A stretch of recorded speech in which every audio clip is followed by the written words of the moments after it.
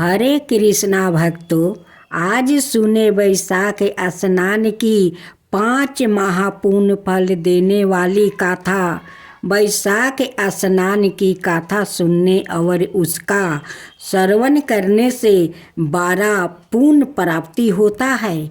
ऐसा माना जाता है कि जैसे वैशाख मास में गंगा स्नान करने से सभी पाप नष्ट हो जाते हैं, वैसे ही इन कथाओं को श्रद्धा से सुनने मात्रा से मनुष्य को मोक्ष की प्राप्ति होती है।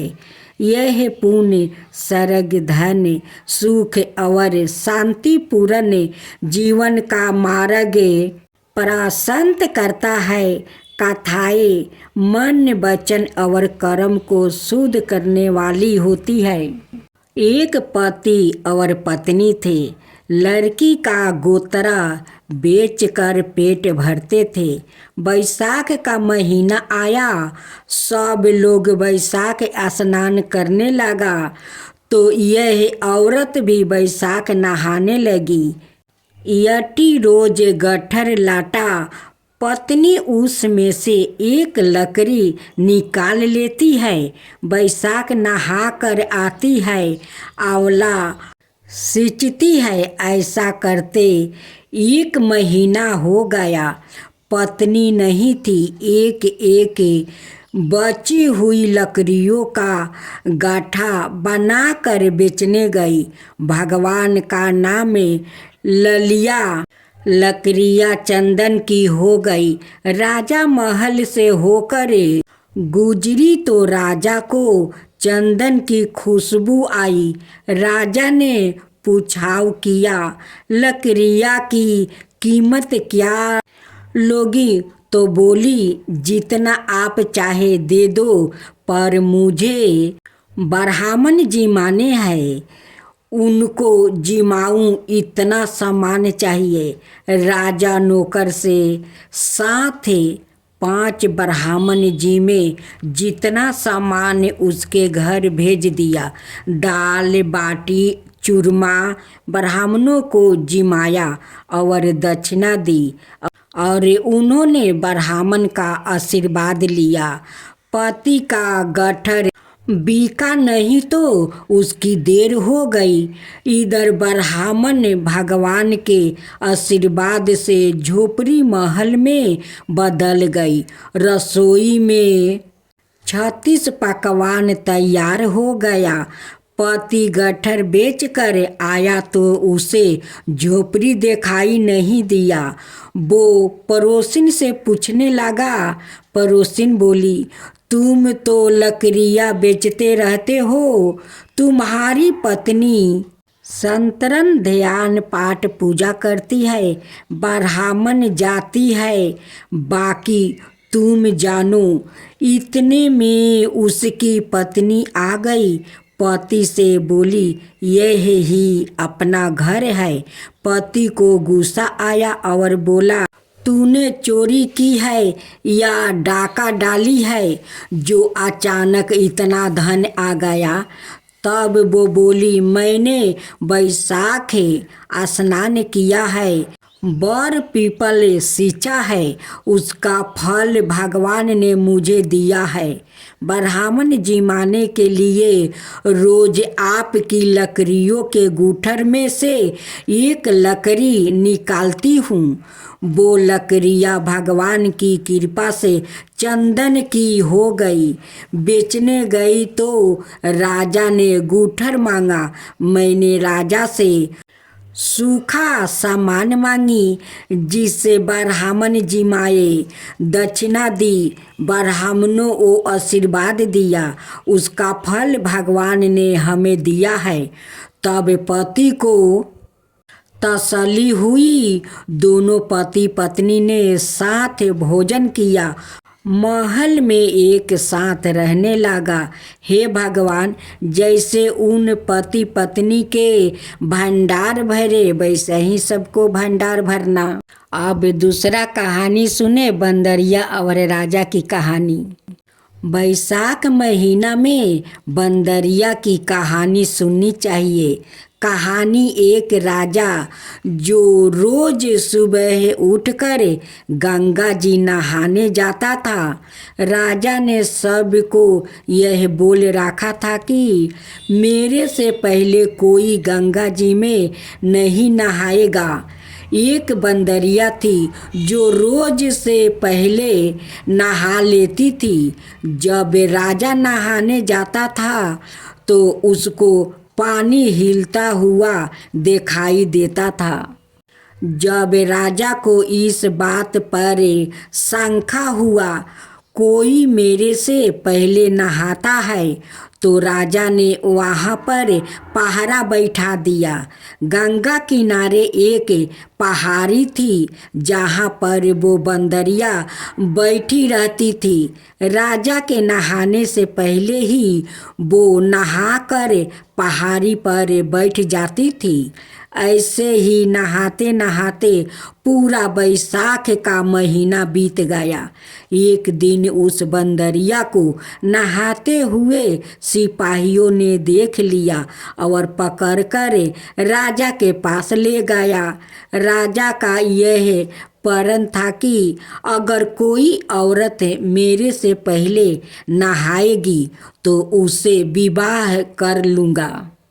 राजा ने बंदरिया से विवाह कर लिया। बैसाख नहाने के पुण्य से बंदरिया के गर्भ लग गई। पूरा 9 महीना होने को आया तो तब बंदरिया ने राजा से पूछा कि जब मेरे बच्चा होने का समय आएगा तो मैं क्या करूँगी। तब राजा ने महल में घंटी बंधवा दिया और बोला कि जब तुम्हारे दर्द उठे तो इस घंटी को बजा देना, फिर मैं आकर बंदोबस्त कर दूंगा। राजा के और भी रानियां थी जिनके बच्चा नहीं था। बंदरिया का बच्चा होने वाला था। यह बात उनको जला रही थी। घंटी बांधी हुई देखकर उन्होंने पूछा कि ये घंटी क्यों बांध रखी हो। तब बंदरिया ने बोली कि जब मेरा बच्चा होने वाला होगा तब राजा को बुलाने के लिए यह घंटी बांधी है। तब रानियों बोली कि एक बार घंटी बजाकर तो देखो कि राजा आते हैं या नहीं। बंदरिया ने घंटी बजाई और राजा आ गया। जब राजा ने आकर पूछा कि घंटी क्यों बजाई तो बंदरिया बोली कि इन रानियों ने मुझसे कहा था कि एक बार घंटी बजाकर देखो कि राजा जी आते हैं या नहीं। तब राजा ने बोला कि दोबारा ऐसा मत बजाना और थोड़ा दिन बाद बजाना। जब बंदरिया के बच्चा होने वाला था तो बंदरिया ने खूब घंटी बजाई पर राजा नहीं आया। जब बंदरिया ने रानियों से पूछा कि अब क्या होगा, मैं बच्चे को जन्म कैसे दूंगी। तब रानियों ने बंदरिया से कहा कि आँखों पर पट्टी बांध लो और नीचे मुंह कर ले। बंदरिया के बैसाख नहाने से बहुत सुंदर लड़का हुआ। जब रानियों ने यह देखा कि बहुत सुंदर लड़का हुआ है तो रानियों ने दासी से कहा कि इस बच्चे को नदी में डुबा कर आ जाओ और बंदरिया के पास पत्थर को रख दो और राजा को बोलो कि बंदरिया के पत्थर हुआ है।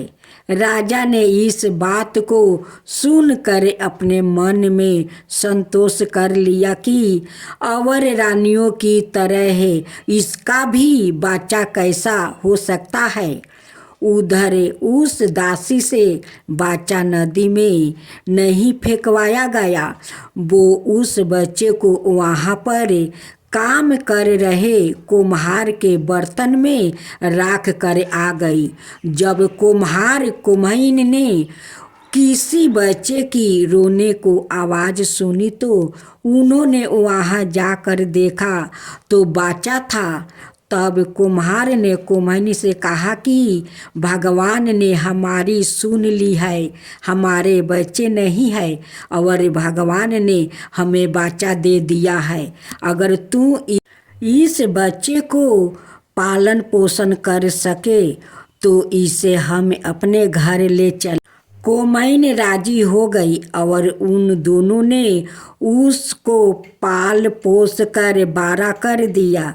लड़के को इस बात को पता चल चुका था कि वो बंदरिया का पेट से जन्म लिया था और रानियों ने उसको मारने के लिए दासी को दे दिया था। एक दिन वो लड़का कुम्हार का बनाया हुआ हाथी घोड़ा को ले जाकर कुएं पर बैठ गया, जहाँ पर दासियों पानी भरने आई थी। उनको देखकर वो लड़का बोला कि मेरे हाथी घोड़ा पानी पी लो। तब दासियों उसकी बात सुनकर हंसने लगी और बोली कि कभी मिट्टी के हाथी घोड़ा भी पानी पीते हैं क्या? तब वो लड़का बोला कि कभी बंदरिया के भी पत्थर होते हैं क्या? यह बात सुनकर दासियों ने रानियों से जाकर कह दिया। यह बात सुनकर रानियों ने जहर का लड्डू बनाकर कुम्हार के लड़के के लिए भेज दिया। भगवान की कृपा से जहर के लड्डू बूंदी का लड्डू बन गया। दूसरे दिन रानियों ने देखा कि वो लड़का मारा नहीं है। तब रानियों ने राजा से जिद करके कुम्हार को उस बस्ती से निकलवा दिया। कुम्हार जंगल में रहने लगा। गण गौर का महीना आ गया। कुम्हार का लड़का 110 घारा बनाया, 110 गोली ले घरों में पानी भर कर बगीचे में जाकर बैठ गया, जहाँ पर राजा के साहूकारों की लड़कियाँ गण गौर पूजन के लिए मिट्टी ले जाने के लिए आई। वहाँ पर पहले तो उन्होंने खूब खेला कूदा। जब उनको प्यास लगी तो वो उस लड़के के पास पानी पीने के लिए आई। तब वो लड़का बोला कि मेरे पास गोली है, उसको तुम खाती जाओ और मेरे चारों तरफ फिरती जाओ, तब तुमको पानी पियाऊंगा। इस बात से उनमें से कई लड़कियां पहले तो राजी नहीं हुई, पर प्यास मिटाने के लिए मान गई। फिर वो लड़का अपने सामने आग जलाकर बैठ गया और उनको गोली खिलाता गया, अपने चारों तरफ चक्कर लगवाता गया। ऐसा करने से सब लड़कियों के गर्भ रह गई। जब यह बात उन लड़कियों के माता पिता को पता चली तो उन्होंने उन लड़कियों से पूछा कि ऐसा कैसे हुआ। उन्होंने सारी बात बता दिया तो उनके माता पिता उस कुम्हार के पास गया और बोले तुम्हारे लड़के ने हमारी लड़कियों से फेरे लेकर शादी कर लिया है, तो वो बोलो कि उन लड़कियों को अब तुम अपने पास रख लो। कुम्हार बोला कि इतनी सारी लड़कियों का मैं कैसे पालन पोषण करूँगा। तब उनके माता पिता ने उन लड़कियों को बहुत सारा धन दौलत देकर विदा कर दिया। थोड़ा दिन बाद कुम्हार के घर 110 पोता पोती हो गया। कुम्हार बोला कि हम पूरी नगरी को जिमाएंगे। तब सब लोग कुम्हार के जिमाने के लिए आ गया। राजा रानी सब आए। केवल बंदरिया को छोड़कर सब आए। जब लड़के ने यह देखा कि बंदरिया नहीं आई है तो उसने राजा के पास जाकर बंदरिया को लाने के लिए कहा। राजा न्योता भेजवाया। बंदरिया आई, उसको सोने की चौकी पर बैठा कर सभा में बैठा दिया और लड़का ने अपनी पत्नियों को बता दिया कि ये मेरी जन्म देने वाली माता है। तो सारी बहुओं ने उसे सोने के सिक्के देती गई और उसके पैर छूती गई। बंदरिया की पोता पोती को गोदी में देती गई और बंदरिया से आशीर्वाद लेती गई।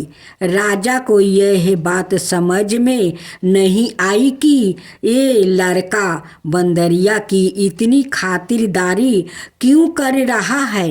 रानियों के यह बात समझ में आ गई कि ये बंदरिया का लड़का है। राजा ने सबसे बोला कि मेरा तो अपमान हो गया है, मैं यहाँ से जा रहा हूँ। तब लड़के ने राजा को रोका और बोला कि आप क्यों जा रहे हैं। तो राजा ने लड़के से पूछा कि तू बंदरिया की इतनी खातिरदारी क्यों कर रहा है। तो लड़के ने राजा को सारी बात बता दिया कि ये मेरे जन्म देने वाली माता है। जो दासी उस लड़के को नदी में बहाने के लिए ले गई थी वहाँ पर ही बैठी थी। वो दासी भी राजा को सारी बात बता दिया। तो राजा ने सब रानियों को जेल में डलवा दिया और बंदरिया सारी बहुओं पोता पोतियों और अपने लड़के को पूरे गजे बजे के साथ अपने महल ले गया। सबको अलग अलग महल बनवा दिया और लड़का राज करने लगा। राजा ने कुम्हार से कहा कि आप दोनों भी मेरे साथ चलो, लेकिन कुम्हार राजी नहीं हुआ। फिर राजा ने कुम्हार को बहुत सारा धन दौलत दे दिया। तब सभी लोग बोलते हैं कि बैसाख महीने में नहाने से बहुत पुण्य मिलता है। जैसे बंदरिया बैसाख नहाई राजा को राज मिला, उसी तरह आपको भी भगवान सुख संपत्ति प्रदान करेंगे।